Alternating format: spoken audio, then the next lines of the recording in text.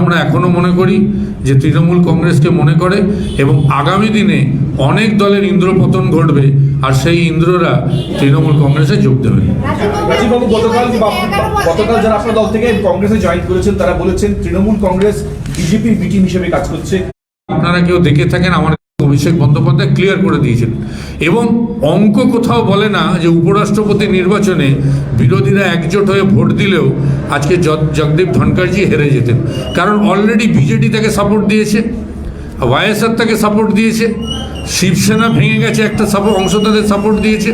সুতরাং এই জায়গা থেকে দাঁড়িয়ে কোনো অঙ্ক ছিল না যে অঙ্কে তৃণমূল কংগ্রেস বিরোধিতায় সামিল হলে হয়তো জগদীপ ধনখড়জি হেরে যেতেন। সুতরাং এসব যুক্তি যারা দিচ্ছেন তারা নিশ্চিতভাবে জানেন যে ধমকে চমকে সারা ভারতবর্ষের রাজনীতির ইতিহাসে একজন নেত্রী আছেন যাকে ধমকে চমকে এজেন্সির ভয় দেখিয়ে কিছু করা যায় না, যিনি বিজেপির বিরুদ্ধে লড়াই করছেন, তার নাম তৃণমূল কংগ্রেস এবং মমতা বন্দ্যোপাধ্যায়। সুতরাং অনেকে ভাবছেন যে কোথায় গেলে, আমি তো কালকেও বলেছি এগুলো হাওয়া মোড়, কোথায় গেলে সুবিধা করতে পারবে, এখন ভাবছে ওখানে যাবে। আবার এরকমও হতে পারে যে নভেম্বর মাসে হয়তো আমাদের প্রেস করে বলতে হবে যে আবার তারা ঘরে ফিরলেন। এরকম ঘটনাও আগামী দিনে নিশ্চিতভাবে হয়তো ঘটতে পারে কারোর ক্ষেত্রে, আপনারা হয়তো দেখবেন।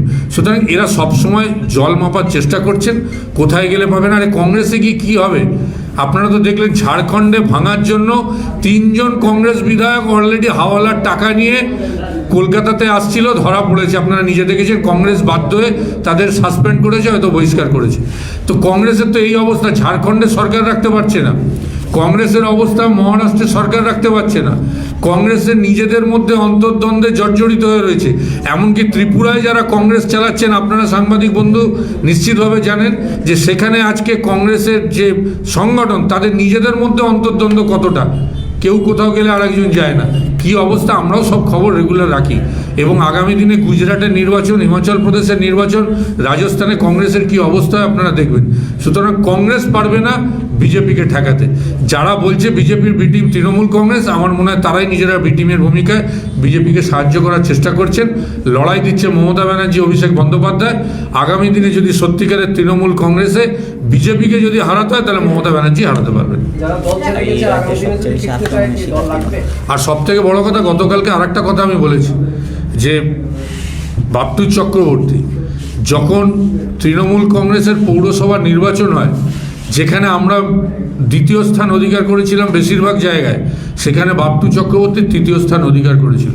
তা সত্ত্বেও দল তাকে গুরুত্ব দিয়েছে, তাকে সাধারণ সম্পাদক করেছে, আমরা কাজে লাগিয়েছি। বিভিন্ন সময় তাকে অ্যাক্টিভলি পাওয়াও যেত না দুপুরের আগে। সুতরাং এই রকম অবস্থা থেকে আমরা তাকে সম্মান দিয়েছি। এখন সে মনে করেছে অন্য দলে যাবে, আমরা ছোট ভাই হিসাবে তাকে আমরা শুভেচ্ছা রইল, তার ভালো হোক এইটুকু কামনা করি। আর জেনে রাখবেন যে এই রাজ্যে সব থেকে বেশি যদি আক্রমণের শিকার, সন্ত্রাসের শিকার কেউ হয়ে থাকে, সেটা কিন্তু জাতীয় কংগ্রেস না, সেটা কিন্তু তৃণমূল কংগ্রেস। যবে থেকে তৃণমূল কংগ্রেস এখানে পা রেখেছে, প্রত্যেক কটা মুহূর্ত তৃণমূল কংগ্রেস সন্ত্রাসের শিকার হয়েছে। আমাদের নেতৃত্বকে, আমাদের কর্মীদের কী অবস্থা করেছে। এখানেই তো প্রার্থী একজন রয়েছে যার চোখ ফাটিয়ে দিয়েছিল ইলেকশনের সময়, তপন কুমার বিশ্বাস, এই তো আমার এখানেই রয়েছে কোথাও বলে, যে ইলেকশনে ভোট দিতে গেছে তার মেরে এমন চোখটাই প্রায় নষ্ট হয়ে গেছিলো। আমরা কলকাতায় নিয়ে গিয়ে চিকিৎসা করেছি। রোজ চলছে আমাদের এই পার্টি অফিসের সামনে, আপনারা তো আছেন, সিঁড়িটা দেখুন না কী অবস্থা করেছে। আমাদেরকে টেম্পোরারি এইভাবে এখন কাজ চালাতে হচ্ছে, প্রত্যেক কটা মুহূর্ত ডিস্টার্বেন্স। আমাদের গাড়ি দেওয়া হয় না, ঘর ভাড়া নিতে গেলে সেখান থেকে তাড়িয়ে দেওয়া হয়। তো প্রত্যেক মুহূর্তে আমাদের এই সংঘর্ষের মধ্যে যেতে হচ্ছে ভারতীয় জনতা পার্টির সঙ্গে। তো ভারতীয় জনতা পার্টি তৃণমূলের সাথে করছে কেন? নিশ্চিতভাবে তারাও ভীত। একটা উপনির্বাচন দেখে বা একটা উপনির্বাচনের ফলাফল দেখে সবটা ভাবা যায় না। আপনারাও বলুন তো, 2013 সালে বিজেপি কোথাও 415টা ভোট পেয়েছিল এই সুরমাতে। লোকসভা নির্বাচনে 2,500 করে এক একটা ভোট পেয়েছিল, তারাই আবার 2018 সালে ক্ষমতা এসেছিল। সুতরাং বিগত নির্বাচনের ফলাফল দেখে হয় না। ত্রিপুরার মানুষ অত্যন্ত সচেতন মানুষ, তারা ঠিক আগামী দিনে ঠিক জায়গা মতো বিকল্প হিসাবে তৃণমূল কংগ্রেসকে বেছে নেবেন। কারণ তৃণমূল কংগ্রেস পারে যে, দেখুন না, উনি তো আমাদের কমিটিতে রয়েছেন, সুবলদা আসছে এক্ষুনি, আপনারা একটু ওয়েট করুন, উনি একটা কাজে রয়েছেন, আমি ডেকেছিলাম, উনি 1টা নাগাদ এক্ষুনি বোধহয় ঢুকবেন, মিনিট 10-এর মধ্যে সুবলবাবু ঢুকে যাবেন।